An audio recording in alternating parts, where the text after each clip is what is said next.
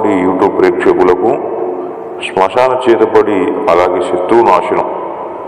మన శత్రువులు ఎవరైతే ఉంటారో మనల్ని ఎంతగానో ఇబ్బంది పెడుతుంటారు, మన నాశనాన్ని కోరుకుంటారు, మనల్ని నాశనం చేయడానికి ఎన్నెన్నో ప్రయోగాలు చేస్తుంటారు, చేయడం పనులు చేసి మనల్ని ఇబ్బంది పెడుతుంటారు.